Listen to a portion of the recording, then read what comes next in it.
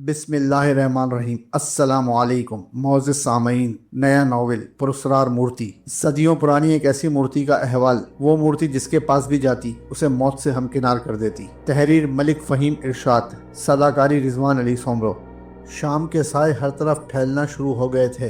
परिंदे गोलों की शक्ल में अपने अपने घोंसलों की तरफ उड़े जा रहे थे। प्रोफेसर अब्बास ने खेमे से अपना चेहरा बाहर निकाला तो खुशगवार ठंडी हवाओं ने उसके चेहरे का इस्तकबाल किया। प्रोफेसर को एक अजीब सी राहत महसूस हुई। उसने खेमे की जिप खोली और बाहर निकल आया। सलाम साहब, एक तरफ खड़े हुए पहरेदार ने उसे सलाम किया। प्रोफेसर ने सिर्फ सर हिलाने पर इक्तफा किया। बाहर दायरे की शक्ल में काफी खेमे लगे हुए थे। एक तरफ काफी बड़ा गहरा गड़ा खोदा गया था। इस गले में गुम्बद का इब्तिदाई हिस्सा वाज़े नजर आ रहा था। ऐसे गुम्बद सदियों पहले बादशाहों के महलों में हुआ करते थे। गले में गुम्बद का नजर आना यकीनन खेमे में मौजूद मजदूरों की मेहनत का नतीजा था। गले से थोड़ी दूर दरख्तों का झुरमुट काफी दूर तक फैला हुआ था। इस गले में दो कुर्सियां पड़ी हुई थी। एक कुर्सी पर एक नौजवान हाथ में चाय का कप पकड़े हुए बैठा था और प्रोफेसर को अपनी तरफ आता देखकर प्रोफेसर के इस्तकबाल के लिए उठ खड़ा हुआ। अस्सलामु अलैकुम प्रोफेसर, कैसे हैं आप? वालेकुम अस्सलाम दाऊद, मैं तो ठीक हूँ, तुम कैसे हो? प्रोफेसर ने कुर्सी पर बैठते हुए कहा। I am fine sir, Dawood ने मुस्कुराते हुए जवाब दिया और दोबारा कुर्सी पर बैठ गया। उसने अपना चाय का कप सामने पड़ी मेज़ पर रखा और मेज़ पर पड़ी केतली उठाकर दूसरे खाली कप में चाय डालने लगा।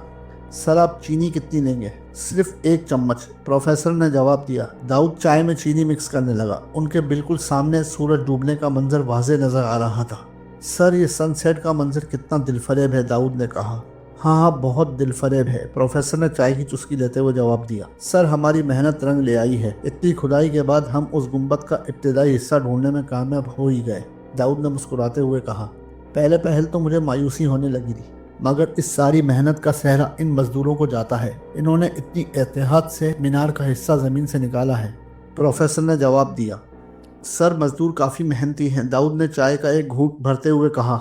दाऊद, अभी इस गुंबद के नीचे महल को निकालना है, जिसमें हमें काफ़ी वक्त लगेगा, प्रोफेसर ने जवाब दिया। सर, हर काम में वक्त तो लगता ही है, दाऊद ने मुस्कुराते हुए कहा, लेकिन मुझे यकीन है यहाँ से हमें मिलेगा बहुत कुछ। अभी कुछ कहा नहीं जा सकता दाऊद, प्रोफेसर ने कहा। इससे पहले मजीद कोई बात होती, प्रोफेसर के मोबाइल की रिंगटोन जाग उठी। हेलो, अस्सलामु अलैकुम, प्रोफेसर अब्बास बात कर रहा हूँ, आप कौन बोल रहे हैं? प्रोफेसर ने जवाब दिया। प्रोफेसर साहब, प्रोफेसर के कानों में अजीब सी खुरदुरी आवाज़ पड़ी। मुझे तो आप पहचानते ही होंगे। ओह, हैरत के बाइस प्रोफेसर के मुंह से निकला। तुम? हाँ प्रोफेसर, मैं, लगता है आपने मुझे पहचान ही लिया, दूसरी तरफ से कहका लगाती हुई आवाज़ में कहा गया। हाँ, मैं तुम्हें पहचान गया हूँ, प्रोफेसर हकलाया। दाऊद अब प्रोफेसर की तरफ मुतवज्जो हो गया था। तो प्रोफेसर साहब, कामयाबी की आपको पहली सीढ़ी मिल ही गई, दूसरी तरफ से कहा गया। ये सुनकर प्रोफेसर को हैरत का शदीद झटका लगा। ये तुम कैसे जानते हो? प्रोफेसर हकलाया। दूसरी तरफ से एक जोरदार कहकी की आवाज़ प्रोफेसर के कानों में पड़ी। प्रोफेसर, मैं बहुत कुछ जानता हूँ,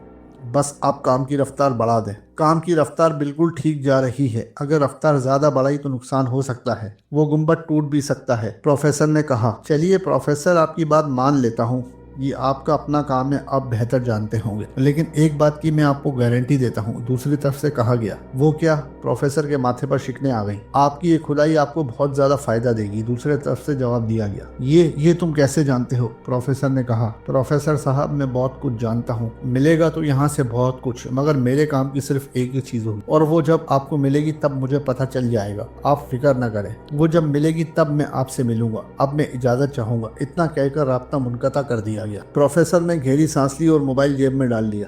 किसका फोन था सर? दाऊद ने खाली कप मेज पर रखते हुए कहा। उसी का जिसने हमें ये खुदाई करने को कहा था, प्रोफेसर ने बताया। प्रोफेसर साहब, आप किस बेवकूफ़ की बातों में आ गए हैं, वो तो मुझे कोई चालबाज लगता है, दाऊद ने अपना ख्याल जाहिर किया। नहीं दाऊद, मेरे ख्याल में ऐसा कुछ भी नहीं, उसकी बात काफ़ी हद तक सच भी है, प्रोफेसर ने जवाब दिया। लेकिन ये इत्तफाक भी तो हो सकता है सर, दाऊद ने कहा। लेकिन दाऊद, मुझे उसकी बातों में सच्चाई नजर आती है। उसकी पेशन गोई है कि हमें यहाँ से बहुत कुछ मिलेगा, जिसमें उसके काम की सिर्फ एक चीज़ होगी, प्रोफेसर ने बताया। वो क्या चीज़ है? दाऊद ने हैरानगी से पूछा। ये तो मैं भी नहीं जानता, प्रोफेसर ने बताया और खाली कप मेज पर रख दिया। उसकी बात सच्ची है या झूठी, हमें इससे कोई गर्ज नहीं, प्रोफेसर ने उठते हुए कहा। साथ ही दाऊद भी उठ खड़ा हुआ। अब मैं चलता हूँ दाऊद, सुबह इस काम को आगे भी बढ़ाना है। दूसरे दिन प्रोफेसर की आंख खुली तो दाऊद इसके सामने खड़ा था, जो खासा घबराया हुआ मालूम हो रहा था। क्या हुआ दाऊद, तुम खासे घबराए हुए मालूम होते हो? जल्दी चलिए प्रोफेसर साहब, दाऊद ने परेशानी के आलम में तेज़ लहजे में कहा। लेकिन कहाँ तुम कुछ बताओगे भी? प्रोफेसर की बेचैनी मजीद बढ़ रही थी। वो बाहर एक मजदूर को सांप ने काट लिया है, दाऊद ने बताया। ओ नो, प्रोफेसर परेशान कुन लहजे में गोया हुआ और साथ ही उठ खड़ा हुआ। दोनों खेमे से बाहर आए। प्रोफेसर ने देखा खेमों से दूर मजदूर एक जगह जमा थे। उस हुजूम में एक मर्दाना चीख बार बार गूंज रही थी, जो यकीनन उस मजदूर की थी जिसे सांप ने काटा था। प्रोफेसर और दाऊद इस हजूम के करीब आए तो वहाँ मौजूद मजदूरों ने उन्हें रास्ता दिया। दोनों ने देखा एक मजदूर ज़मीन पर बड़ा बुरी तरह से तड़प रहा है। पास ही खून से नहाया हुआ एक काले रंग का बेजान सांप पड़ा हुआ था, जिसे यकीनन मजदूरों ने मार डाला था। वो सांप आम सांपों से काफ़ी बड़ा था। इस मजदूर का जख्म देखकर प्रोफेसर चौंका, क्योंकि वो जख्म सांप के काटे से बिल्कुल ही मुख्तलिफ था। दाऊद, इस मजदूर को जल्दी से डॉक्टर शाजिया के खेमे में ले जाओ, चलो जल्दी करो। प्रोफेसर ने दाऊद को हुक्म दिया। दाऊद ने जल्दी से 2 मजदूरों को साथ लिया और तड़पते हुए मजदूर को उठाया और एक बड़े से खेमे की तरफ बढ़ा। डॉक्टर शाजिया के खेमे से उस मजदूर की चीखें बुलंद हो रही थी। प्रोफेसर ने खेमे का पर्दा उठाया और उस खेमे में दाखिल हो गया। प्रोफेसर ने देखा उस मजदूर को एक लंबी सी मेज पर लिटाया गया था और 2-3 आदमियों ने इस मजदूर को पकड़ा हुआ था। वो मजदूर तकलीफ की शिद्दत से बुरी तरह से मचल रहा था। उसकी चीखें उरूज पर थी। डॉक्टर शाजिया हाथ में इंजेक्शन लिए खड़ी थी। प्रोफेसर उस टेबल के करीब पहुंचा। वहां मौजूद बाकी अफराद ने अजीबोगरीब और हौलनाक मंजर देखा। उस मजदूर के पैर में जो जख्म था, उससे एक अजीब सी हलचल पैदा हुई। फिर जख्म फटा, जिसके छींटे पास खड़ी डॉक्टर शाजिया के कपड़ों पर पड़े। फिर उस जख्म से एक अजीबोगरीब चीज़ निकलना शुरू हो गई। डॉक्टर शाजिया के हलक से एक दिलदोज चीख निकली। उस आदमी की चीखों में भी मजीद इजाफा हो गया। जब वो चीज़ मुकम्मल तौर पर बाहर निकली तो खेमे में मौजूद लोगों ने देखा वो एक काले रंग का मोटा सा कीड़ा था, जो तेजी से मेज पर से नीचे उतरने की कोशिश कर रहा था। दफ्तन वो नीचे गिर पड़ा। शाजिया चीखती हुई पीछे हटी। वहां मौजूद अफराद की आंखें फटी की फटी रह गईं। जमीन पर गिरते ही वो कीड़ा तेजी से एक तरफ रेंगने लगा। प्रोफेसर ने तेजी से आगे बढ़कर जूते की नोक से उस कीड़े को मसल दिया। ये क्या था प्रोफेसर साहब? शाजिया ने कांपती हुई आवाज़ में प्रोफेसर की तरफ देखते हुए कहा। प्रोफेसर ने लापरवाही से कंधे उचकाए, जैसे वो कह रहा हो मुझे क्या पता। हैरानगी वाली बात है शाजिया, एक सांप का काटा, इतना बड़ा खौफनाक जख्म। प्रोफेसर परेशान कुन लहजे में बोला। मजदूर अब बेहोश हो चुका था। खैर छोड़ो शाजिया, तुम इस मजदूर की टांग का इलाज करो। सर, मेरे पास मेडिसिन्स और इंजेक्शंस की कमी है जो इस मजदूर के इलाज के लिए इस्तेमाल होंगी। वो मेडिसिन मुझे शहर से लानी होंगी, लेकिन जल्द अज जल्द। लेकिन अगर हमने देर की तो इस मजदूर की टांग काटनी पड़ जाएगी। डॉक्टर शाजिया ने अपना ख्याल जाहिर किया। प्रोफेसर ने गहरी सांस खींची और फिर एक तरफ खड़े दाऊद पर नजर डाली। ऐसा करो, तुम शहर जाकर डॉक्टर शाजिया की हिदायत के मुताबिक मेडिसिन ले आओ, जल्द अज जल्द। तुम कल सुबह तक वापस आ जाओगे ना? जी हाँ, अगर मैं अभी निकलूंगा तो ज़रूर वापस आ जाऊंगा। ठीक है, मेरी गाड़ी तुम्हें स्टेशन तक छोड़ आएगी, प्रोफेसर ने कहा। दाऊद ने इस्बात में सर हिला दिया। शाजिया, तुम्हें जो जो मेडिसिन चाहिए वो दाऊद को लिख कर दे दो, वो तुम्हें शहर से ला देगा, प्रोफेसर ने कहा। शाजिया ने इस्बात में सर हिला दिया।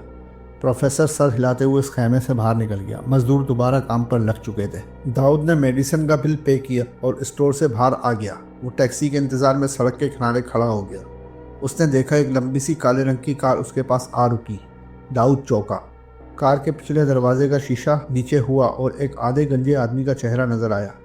हेलो मिस्टर दाऊद, कैसे हैं आप? वो आदमी मुस्कुराते हुए बोला। ठीक हूँ मैं, और आप? दाऊद ने हकलाते हुए पूछा। अगर उस सामने वाले होटल में चाय का एक कप हो जाए तो तफसीली तारुफ हो सकता है। उस आदमी ने हाथ के इशारे से सामने एक होटल की तरफ इशारा किया। दाऊद परेशानी की हालत में उस आदमी की तरफ देखने लगा कि हाँ करे या ना। सोचिए मत मिस्टर दाऊद, ये चाय का कप आपको माला माल कर देगा, उस आदमी ने बदस्तूर मुस्कुराते हुए कहा। आइए गाड़ी में बैठिए। दाऊद शशोपंच के आलम में आगे बढ़ा और गाड़ी का दरवाज़ा खोलकर उस आदमी के साथ बैठ गया। ड्राइवर, गाड़ी सामने होटल में ले चलो, उसने ड्राइवर को हुक्म दिया और फिर गाड़ी में खामोशी छाई रही। ड्राइवर ने गाड़ी उस होटल की पार्किंग में खड़ी की और नीचे उतरकर पिछला दरवाज़ा खोला। दाऊद और वो आदमी नीचे उतरे, होटल में दाखिल हुए। काफ़ी महंगा और बड़ा होटल था। वो आदमी एक खाली टेबल की तरफ बढ़ा और उस आदमी ने वेटर को चाय का हुक्म दिया और फिर दाऊद की तरफ मुतवज्जा हो गया। हाँ मिस्टर दाऊद, हम आपसे छोटा सा काम लेना चाहते हैं। कैसा काम? दाऊद हैरानगी से बोला।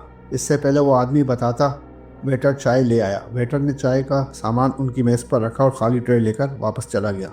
हाँ तो मिस्टर दाऊद, बात हो रही थी एक छोटे से काम की। वो आदमी दोबारा टॉपिक की तरफ आया। लेकिन अभी तक आपने वो काम नहीं बताया, दाऊद ने मेज़ पर से चाय का कप उठाते हुए कहा। काम तो छोटा सा है मिस्टर दाऊद, लेकिन हम आपको इसकी कीमत 10 लाख रुपए देंगे, उस आदमी ने कहा। 10 लाख रुपए? हैरानगी के बायस दाऊद के मुंह से निकला। ये तो बहुत ज़्यादा है, लेकिन मेरे लिए ये रकम कुछ भी नहीं। अब तुम बताओ हमारा काम करोगे या नहीं? वो आदमी लापरवाही से बोला। लेकिन सर आप काम तो बताएं, मैं जब तक ये जान न लूँ काम क्या है तब तक मैं क्या कह सकता हूँ। काम बहुत आसान है, तुम लोग जिस जगह खुदाई कर रहे हो वहाँ से तुम्हें एक छोटी सी चीज़ मिलेगी। जब वो चीज़ मिलेगी तो तुम्हें मेरे हवाले करनी होगी, उस आदमी ने बताया।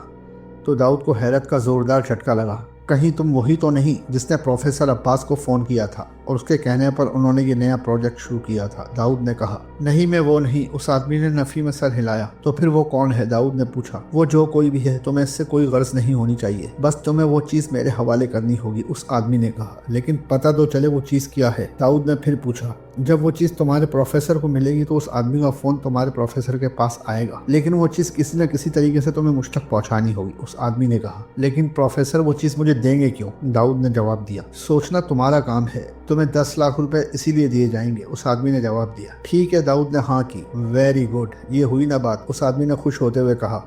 और साथ ही उसने अपनी कोट की जेब से चेकबुक निकाली। ये 2 लाख रुपए का चेक है, लेकिन ये क्रॉस है, तुम इसे अपने अकाउंट में जमा करवा लेना। उस आदमी ने चेक दाऊद की तरफ बढ़ाया। दाऊद ने हाथ बढ़ाकर वो चेक पकड़ लिया। चेक में 2 लाख रुपए की अमाउंट भरी हुई थी।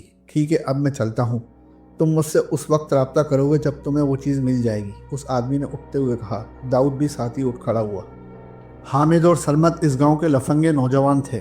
गांव के लिए वो दर्द सर बने हुए थे, माँ बाप के लिए बोझ, काम न काज के दुश्मन अनाज के। यही नहीं, छोटी मोटी चोरियां भी इनका काम था। इस वक्त वो झील के किनारे बैठे पानी में पत्थर फेंक रहे थे। यार हामिद, बड़े दिन हुए, जेब खाली खाली है, सरमद ने मुस्कुराते हुए कहा। हाँ यार, मेरा भी कुछ ऐसा ही हाल है, हामिद ने मुस्कुराते हुए जवाब दिया। बाप तो बड़ी मुश्किल से ही मेरी तरफ देखता है। जब मैं घर जाता हूँ तो खाना देने के बजाय ताने देता है। माँ का भी यही हाल है, सरमद ने मजबूरियों से भरी अपनी कहानी सुनाई। यार, मेरे घर वालों का भी यही हाल है। मैं भी तेरी तरह ताने सुनता हूँ। अगर हम इस तरह रहे तो भूखे मर जाएंगे। घर वाले बड़ी मुश्किल से ही रोटी देते हैं, सरमद ने जवाब दिया। हाँ यार, तेरी बात बिल्कुल ठीक है। अब तू ही बता क्या करें, हामिद ने जवाब दिया। अगर काम करने का इरादा किया है तो गांव का कोई भी बंदा हमें काम नहीं देगा, सरमद ने कहा। लगता है तेरे जहन में कुछ चल रहा है, हामिद ने बगौर सरमद की तरफ देखते हुए कहा। चल तो रहा है, लेकिन वो मेरा अंदाज़ा है, सरमद ने जवाब दिया। चल बता तो सही, हामिद ने कहा। ये तो तू जानता ही होगा कि वो आसारे कदीमा वाले हमारे गांव में आए हुए हैं, सरमद ने जवाब दिया। हाँ बिल्कुल, गांव के बाहर मैंने उनके खैमे देखे हैं। मेरे ख्याल में इस मरतबा वो ख़जाना ढूंढ रहे हैं, सरमद ने अपना ख्याल जाहिर किया। ख़जाना? हामिद हंसा। यहाँ क्या ख़जाना मिलेगा? पुराने ज़माने के महलों में अक्सर आसारे कदीमा वालों को ख़जाने मिलते ही रहते हैं, सरमद ने कहा। मिलते तो हैं, ये तो मैं अच्छी तरह से जानता हूँ कि वहाँ सिक्योरिटी गार्ड भी मौजूद हैं, वो हमें गोलियों से भून डालेंगे, हामिद ने हंसते हुए कहा। मैंने सुना है वहाँ का जो हेड है वो बड़ा अच्छा आदमी है। अगर हम उससे काम मांगेंगे तो वो हमें काम देगा, सरमद ने कहा। तो तू वहाँ काम करेगा बेवकूफ़? शायद तू जानता नहीं कितनी सख्त धूप में लोग वहाँ काम करते हैं, और हमने कभी काम किया भी नहीं, हामिद तंजिया लहजे में बोला। अबे काम वहाँ कौन करेगा? हम तो सिर्फ उन मजदूरों में दाखिल होंगे। आसारे कदीमा वाले जब अपनी असल मंजिल ढूंढ लेंगे तो हम उनसे मिलने वहाँ दाखिल होंगे। अगर कुछ मिला तो ठीक, वरना काम छोड़ देंगे। तू बेफिक्र रहे, कम से कम वहाँ खाना तो टाइम पर मिलेगा, सरमद ने कहा। तो हामिद ने इस बात में सर हिला। वो एक अजीब सा शोर था जिसने प्रोफेसर अब्बास को गहरी नींद से जगा दिया था। पहले तो प्रोफेसर ने हैरानगी से आंखें फाड़ी और इधर उधर देखने लगा। फिर वो उठकर बैठ गया। उसकी समझ में नहीं आ रहा था कि बाहर से बुलंद होने वाला ये शोर किस किस्म का है। उसने चप्पल पहनी और फिर उठकर लालटेन को रोशन किया और बाहर निकल आया। उसने देखा बाहर एक अजीब सी भागम भाग लगी हुई थी। तमाम खैमों के मजदूर इधर उधर भाग रहे थे। सामने एक तरफ एक खैमे को आग लगी हुई थी। जाबिर खान, प्रोफेसर ने भागते हुए एक आदमी को आवाज़ दी। उस आदमी के हाथ में पानी की एक बाल्टी थी। ये सब क्या हो रहा है? प्रोफेसर ने पूछा। जनाब, वो करमदाद के खेमे को अचानक आग लग गई है, जाबिर ने बताया। ओह नो, प्रोफेसर के मुंह से निकला। जाबिर आग में जलते हुए उस खेमे की तरफ भागा। कई मजदूरों के हाथों में पानी की बाल्टियां थीं, जिनकी मदद से वो इस खेमे में लगी हुई आग को बुझाने की कोशिश कर रहे थे, लेकिन आग कम होने के बजाय मजीद भड़क रही थी। अंदर मौजूद मजदूर की चीखें बड़ी ही करबनाक थीं। प्रोफेसर बेबसी के आलम में खड़ा उस भड़कती हुई आग को देख रहा था, और फिर चंद ही लम्हों में वो खेमा जलकर खाक हो गया। बड़ी तेज़ी से उस आग ने खेमे में मौजूद उस मजदूर को निगल लिया था। आग एकदम ठंडी हो गई। शायद इसका मकसद सिर्फ इस खेमे को खाकस्तर करना था। आग ने किसी दूसरे खेमे को बिल्कुल भी नहीं छुआ था। अब वहाँ से सिर्फ धुआं ही धुआं उठ रहा था। कुछ ही देर बाद आग में झुलसी हुई मजदूर की लाश को निकाल लिया गया। उसका बहुत ही बुरा हाल था। यहाँ क्या हुआ था? प्रोफेसर ने एक तरफ खड़े हुए चौकीदार से पूछा। जनाब, इस खेमे में यकदम ही आग भड़क उठी। मैंने जल्दी जल्दी मजदूरों को जगाया, मगर इतनी देर में आग पूरे खेमे को पकड़ चुकी थी। मैंने और बाकी मजदूरों ने मिलकर आग को बुझाना चाहा, मगर आग बुझने के बजाय और मजीद भड़क उठी। चौकीदार ने बताया। प्रोफेसर ने परेशान निगाहों से करमदाद की धुआं निकलती हुई लाश को देखने लगा। दाऊद रेलवे स्टेशन से बाहर निकला। उसने देखा एक तरफ प्रोफेसर की जीप उसे ले जाने के लिए खड़ी थी। दाऊद आगे बढ़कर जीप में जा बैठा। कैसे हो अहमद? दाऊद ने जीप में बैठते हुए ड्राइवर की तरफ देखकर कहा। ठीक हूँ सर, अहमद ने मुस्कुराते हुए जवाब दिया। थोड़ी ही देर में दाऊद प्रोफेसर अब्बास के सामने मौजूद था। प्रोफेसर ने खैर खैरियत मालूम की और रात में होने वाले हादसे के मुतालिक बताने लगा। दाऊद बोला, सर बहुत अफसोसनाक बात है। हाँ असलम, क्या बात है? प्रोफेसर चौकीदार की तरफ मुतवज्जो हुआ। वो जनाब, बाहर 2 आदमी आपसे मिलने आए हैं, असलम ने कहा। 2 आदमी? कौन है वो? प्रोफेसर ने पूछा। अब पहली मर्तबा देखा है जनाब, लगता है पास में जो गांव हैं वहाँ के रहने वाले हैं, असलम ने अपना ख्याल जाहिर किया।